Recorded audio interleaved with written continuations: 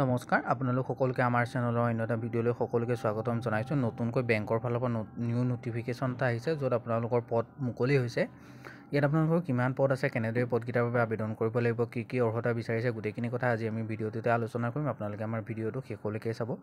আমাৰ চেনেলত যিসকলে প্ৰথমবাৰ লাগিছে তেওঁলোকে আমাৰ চেনেলটো ছাবস্ক্ৰাইব কৰি দিব, যাতে এনেকুৱা ধৰণৰ জব ইনফৰমেশ্যনেল ভিডিঅ'সমূহ পাই থাকে। নটিফিকেশ্যনটো হৈছে আপোনালোকৰ পাঞ্জাৱ নেশ্যনেল বেংকৰ ফালৰ পৰা লাষ্ট ডেট 24 মাৰ্চ পৰ্যন্ত আপোনালোকৰ ইয়াৰ চলি থাকিব। ইয়াত আপোনালোকৰ 350টা স্পেচিয়েলিষ্ট অফিচাৰৰ ভেকেঞ্চি মুকলি হৈছে, যিকেইটা পোষ্টৰ বাবে আপোনালোকৰ বৰ্তমান অনলাইন আবেদন চলি আছে আৰু আপোনালোকৰ 24 তাৰিখলৈকে এইকেইটাৰ অনলাইন আবেদন চলি থাকিব। অফিচাৰ ক্ৰেডিটৰ কাৰণে 250টা ভেকেঞ্চি আছে, দৰমহাটো 48,000 টকাৰ পৰা আপোনালোকৰ ষ্টাৰ্টিং হ'ব।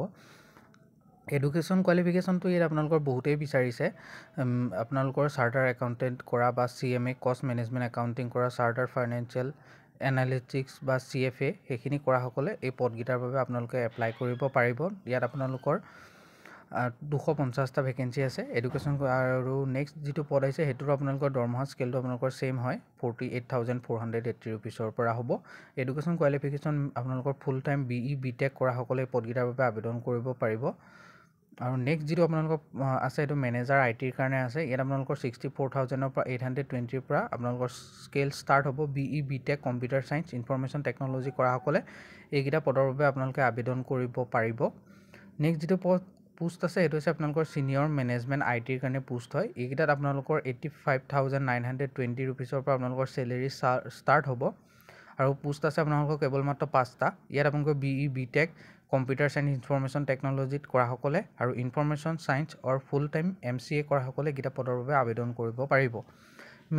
মেনেজাৰ ডাটা স্পেচিয়েলিষ্টৰ কাৰণে নেক্সট যিটো ভেকেঞ্চি আছে সেইটোতো আপোনালোকৰ 64,820 ৰুপিছৰ পৰা চেলেৰি ষ্টাৰ্টিং হ'ব। BE BTech কৰাসকলে এইকেইটা পদৰ বাবে আপোনালোকে আবেদন কৰিব পাৰিব। ছিনিয়ৰ মেনেজাৰ আৰু ডাটা স্পেচিয়েলিষ্টৰ কাৰণে 2টা ভেকেঞ্চি আছে। এইকেইটা পদত আপোনালোকে যিসকলে BE BTech কৰিছে ইনফৰমেশ্যন টেকন'লজি কম্পিউটাৰ চায়েন্স তেওঁলোকে এইকেইটা পদৰ বাবে আবেদন কৰিব পাৰিব। মেনেজাৰ চাইবাৰ চিকিউৰিটিৰ কাৰণে আপোনালোকৰ 5টা ভেকেঞ্চি আছে, দৰমহা 64,000 পৰা আপোনালোকৰ ষ্টাৰ্টিং হ'ব। এইকেইটা পদৰ বাবে আপোনালোকৰ শিক্ষাগত অৰ্হতাটো আপোনালোকৰ BSc কৰিব লাগিব, বেচেলৰ অফ কম্পিউটাৰ এপ্লিকেশ্যন, বা নহ'লে আপোনালোকৰ কম্পিউটাৰ চায়েন্স ইনফৰমেশ্যন টেকন'লজি সেইখিনিৰ ওপৰত নলেজ থাকিব লাগিব।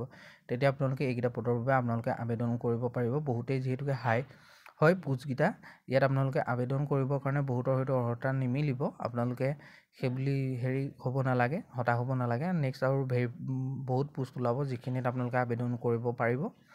আৰু ইয়াৰ যিটো আপোনালোকৰ এজ লিমিটৰ ফালৰ পৰা যদি চাবলৈ যায়, এজ লিমিটটো অফিচাৰৰ ক্ৰেডিটৰ কাৰণে 21 পৰা 30 বছৰ হয়, অফিচাৰ ইণ্ডাষ্ট্ৰিয়েলৰ কাৰণে 21 পৰা 30 বছৰ, মেনেজাৰ ITৰ কাৰণে 25 পৰা 35 বছৰ, ছিনিয়ৰ মেনেজাৰৰ কাৰণে 27 পৰা 38 বছৰ, মেনেজাৰ ডাটা স্পেচিয়েলিষ্টৰ কাৰণে 25 পৰা 35 বছৰ, ছিনিয়ৰ মেনেজাৰৰ কাৰণে 27 পৰা 38 বছৰ, মেনেজাৰ চাইবাৰ চিকিউৰিটিৰ কাৰণে 25 পৰা 35 বছৰ, ছিনিয়ৰ মেনেজাৰৰ কাৰণে 27 পৰা 38 বছৰ বয়সৰ প্ৰত্যেকজন কেণ্ডিডেটে এইকেইটা পদৰ বাবে আপোনালোকে আবেদন কৰিব পাৰিব। বয়সৰ যিটো সময়সীমা সেইটো প্ৰত্যেকটো পোষ্টৰ কাৰণে আপোনালোকৰ বেলেগ বেলেগ হয়, সেইটোৰ বাবে এক্সট্ৰাকৈ এইখিনি দেখুওৱা গৈছে। আপোনালোকে এবাৰ আবেদন কৰাৰ আগত নিজে এবাৰ চাই ল'ব। মই আমাৰ ৱেবছাইট assamjobalert.online ভিডিঅ'ৰ ডেছক্ৰিপশ্যন বক্সত এইকেইটা লিংক দি দিছোঁ, আপোনালোকে তাত গ'লেও গোটেইখিনি কথা জানিব পাৰিব। নহ'লে আপোনালোকে গুগলত আপোনালোকে আছাম জব এলাৰ্ট চাৰ্চ কৰিব, তাতো পাই যাব। ইয়াৰ বাবে আপোনালোকে এপ্লিকেশ্যন ফিজ কিছু পে'মেণ্ট কৰিব লাগিব। PWBD কেণ্ডিডেটসকলে 59 ৰুপিজ, ST SC সকলে 59 ৰুপিজ, আৰু আদাৰ যিসকল কেণ্ডিডেট থাকিলে অৰ্থাৎ OBC আৰু জেনেৰেল কেণ্ডিডেটসকলৰ কাৰণে 1,180 ৰুপিজ আপোনালোকে এপ্লিকেশ্যন ফিজ হিচাপে অনলাইন মাধ্যমত পে' কৰিব লাগিব। যিকেইটাৰ আপোনালোকৰ এই গোটেই প্ৰচেছটো অনলাইন মাধ্যমত আপোনালোকে আবেদন কৰিব লাগিব। যিকেইটাৰ লিংক মই ভিডিঅ'ৰ ডেছক্ৰিপশ্যন বক্সত দি থৈ গৈছোঁ, আপোনালোকে সেইখিনি এবাৰ ভিজিট কৰি চাব। আজিলৈ মানে আকৌ লগ পাম অন্য এটা ভিডিঅ'ত। ধন্যবাদ।